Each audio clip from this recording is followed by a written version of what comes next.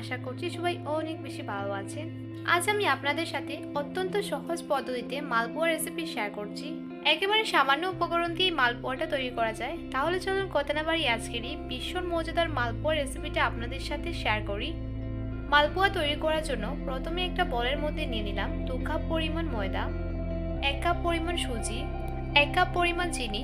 এখানে মিষ্টির পরিমাণটা আপনারা নিজেদের পছন্দ মতো বাড়িয়ে অথবা কমিয়ে দিতে পারেন। দিয়ে দিলাম স্বাদ অনুযায়ী লবণ, হাফ চা চামচ পরিমাণ হলুদের গুঁড়ো। কালারটা সুন্দর হওয়ার জন্য আমি এখানে হলুদের গুঁড়ো দিয়েছি, আপনারা চাইলে এটাকে অ্যাভয়েড করতে পারেন।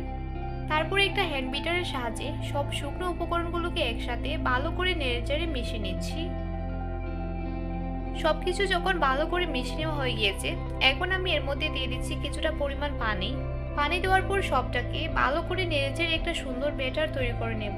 এই ব্যাটারটা তৈরি করার সময় একসাথে বেশি পরিমাণ পানি দেবেন না, এতে করে ব্যাটারটা বেশি পাতলা হয়ে যেতে পারে। অল্প অল্প পানি দিয়ে একটা সুন্দর ব্যাটার তৈরি করে নেব।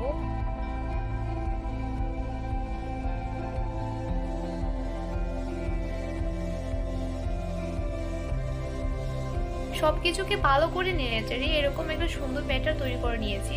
ব্যাটারের ঘনত্বটা আমি আপনাদেরকে দেখিয়ে দিচ্ছি। এই যে দেখতে পাচ্ছেন, এর থেকে বেশি গাঢ় হবে না, আবার এর থেকে বেশি পাতলা হবে না। চুলায় একটি প্যান বসে এর মধ্যে পর্যাপ্ত পরিমাণ তেল দিয়ে ভালো করে গরম করে নিয়েছি। এখন একটা কাপ দিয়ে হাফ কাপ করে আমি ব্যাটারটা তেলের মধ্যে দিয়ে দিচ্ছি। এখানে আপনারা চাইলে চামচ দিয়েও দিতে পারেন। মালপোয়াগুলোকে ছোট করবেন না বড় করবেন, এটা সম্পূর্ণ আপনাদের ব্যাপার। মালপোয়াগুলা তেলে দেওয়ার সময় চুলার আঁচ কিন্তু একেবারে মিডিয়ামে রাখবেন, এতে করে মালপোয়াগুলা পুড়ে যেতে পারে আর ভেতরের দিকটা ভালো করে কুক নাও হতে পারে। কিছুক্ষণ পর দেখতেই পাবেন মালপোয়াগুলো আস্তে আস্তে ফুলতে শুরু করছে আর মালপোয়াগুলোতে অনেক সুন্দর কালার চলে আসছে। একটার গায়ে যাতে আরেকটা না লেগে যায়, এজন্য এটাকে স্টিনার দিয়ে নেড়েচেড়ে দিতে হবে।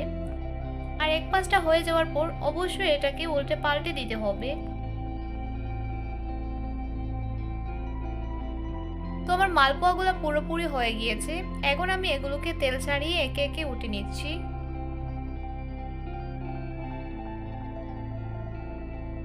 ঠিক একই প্রসেসে বাকি মালপোয়াগুলোকে সুন্দর করে বানিয়ে নেব।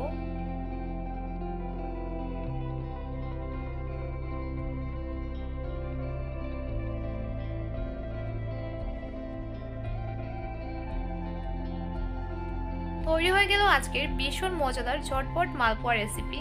এই মালপোয়া রেসিপিটি আমি একেবারে সহজ পদ্ধতিতে আপনাদের সাথে শেয়ার করেছি। আশা করছি এটা আপনাদের কাছে অবশ্যই ভালো লাগবে, আর ভালো লাগলে অবশ্যই চ্যানেলটা সাবস্ক্রাইব করতে ভুলবেন না। এতক্ষণ ভিডিও দেখার জন্য সবাইকে অসংখ্য ধন্যবাদ জানিয়ে আজকে এখানেই বিদায় নিচ্ছি। আবার দেখা হবে নতুন কোনো রেসিপি নিয়ে। ততক্ষণে সবাই ভালো থাকবেন, সুস্থ থাকবেন। আল্লাহ হাফেজ।